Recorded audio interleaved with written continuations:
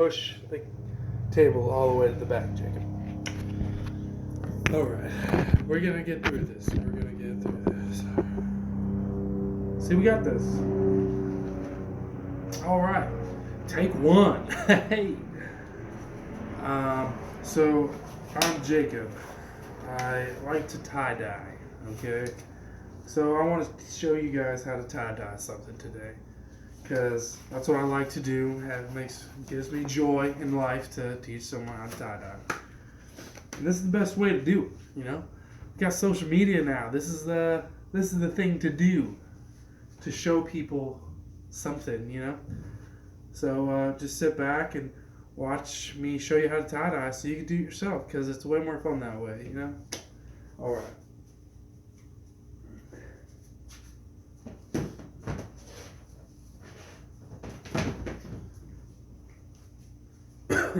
So today, I'm going to show you how to fold and tie-dye a pillowcase.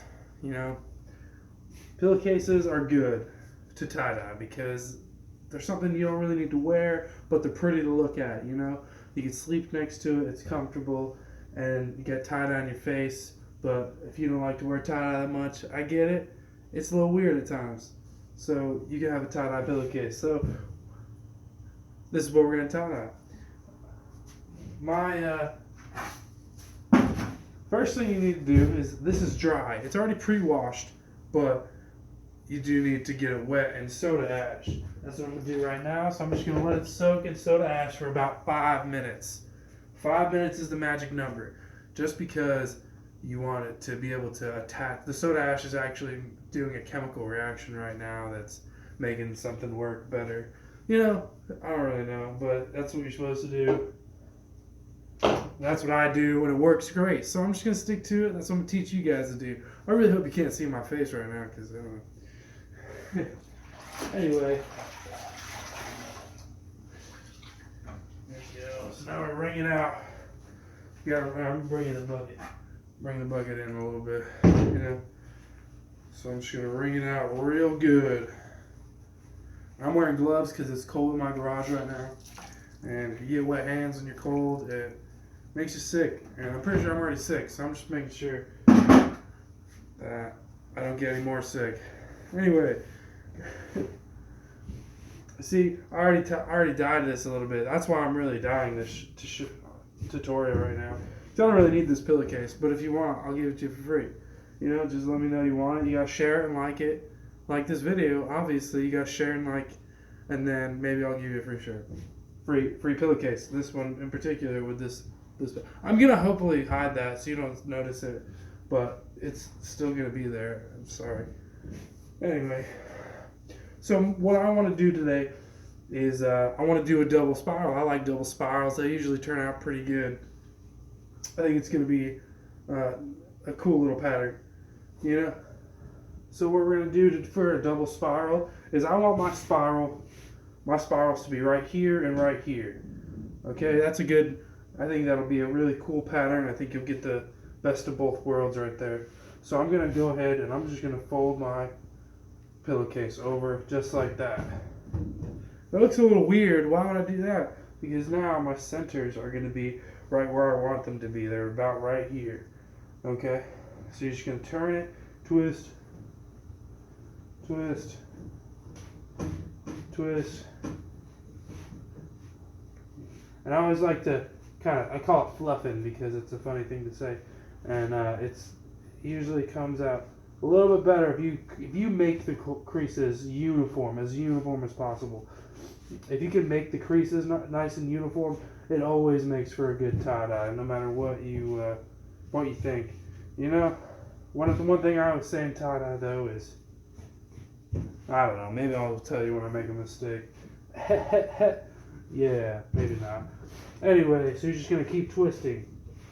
Get the creases nice and tight. You want to make sure it's nice and tight because you want to make sure that you have, I don't know what I'm saying right now. You want to make sure it's nice and tight. So that way you have nice creases and folds and your tie-dye comes out nice and clean. That's what we're looking for in tie-dye. Nice, clean, even lines. tight creases, you know. It's gotta look clean, it's gotta look good, you know. Otherwise, what's the point of tie-dyeing? I'm just kidding, it doesn't matter. It's tie-dye, it really doesn't. Anyway, so you're just gonna use a rubber band, and how I usually do this, I just spread out. I have big hands, so this is a little easier for me. But I just spread it out just like that, then I'll run it over the table, and then just let it go. Usually works out pretty well. I'm gonna put a couple rubber bands on this because I want it to be nice and tight. So I'm just gonna go right around the corners, just like this. Just like this. Oh wait, oops, sorry. This is how we do it. That's it. That's the one I was looking for. Yeah, but the more you make it, and whenever you do this, you'll learn how to do it better. You know, the more you do it.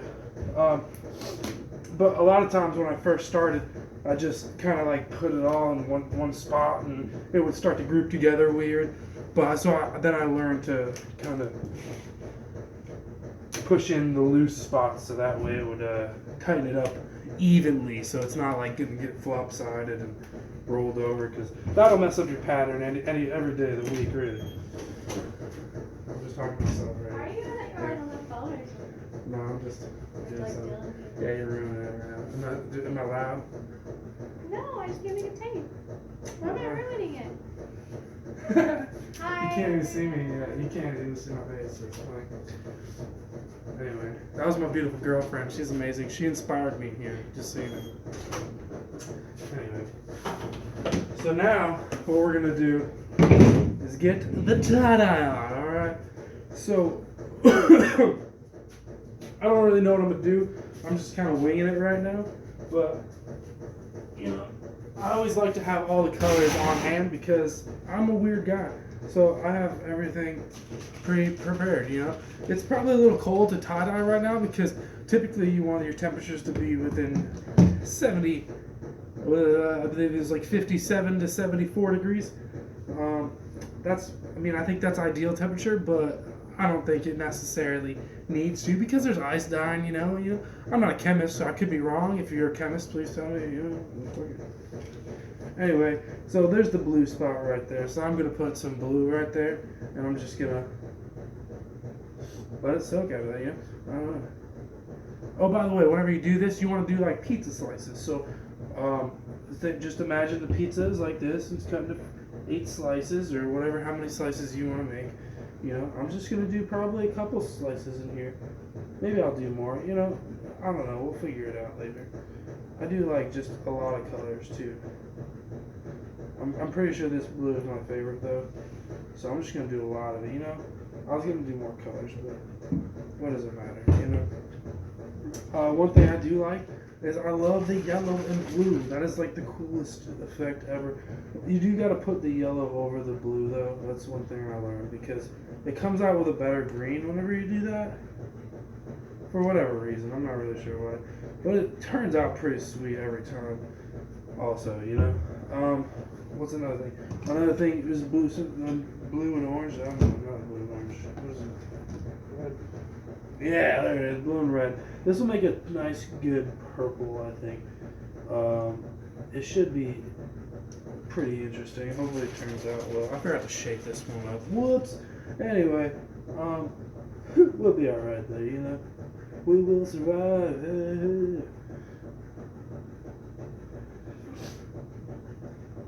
Yeah, I'm just going to put a lot on the edges right there. And you know, I'm going to do one more color over there, make it a happy day. What's a good color?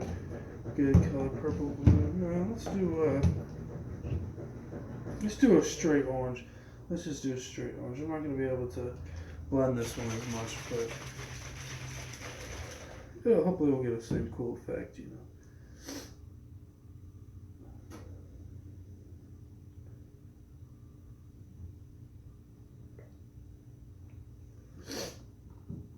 Yeah, you know, you don't have to do anything I'm doing.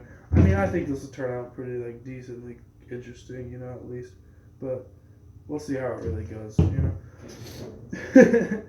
I'm not really, like, a very things need to go the right way kind of person. I mean, if that's your thing, like, more power to you. Like, I love it. But I don't have the attitude. I'm not that great. Anyway, you don't need to know this much about me. I guess not. Anyway, you can get to know me if you want. I might hit you up. I'm really bad at texting, so you don't really have to do that. But you can hit me up still. If I answer, I really probably will like you. I pretty much like everyone I meet, so I'm sure it's no different. Anyway, so now that we're done tie-dye, I'm just gonna. I don't really know. Let's see how bad it is. It looks pretty bad. So I'm just gonna go ahead and squeeze it out a little bit, just to kind of make sure that it doesn't start dripping too much in the bag. Because if it starts to drip too much, then it starts to blend all together and everything turns black, and that's just no good ever. So you just always want to make sure that you have a decent amount of dye out of it. You know what I mean? But now is going to be the waiting game. Now this is the anticipation is making me wait. Is going to happen, anticipation. Anyway, yeah, it's going to be dope. Oh, here we go. So now I'm just going to put it in a custom tie-dye time baguette here. That gives you all the instructions to take care of your shirt, Good old handy instructions. Now you're just going to sit there.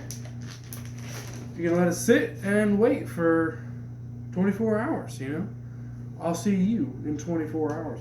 It'll probably be a lot longer of a wait for me than it will be for you, so you're welcome. All right. Have a good day.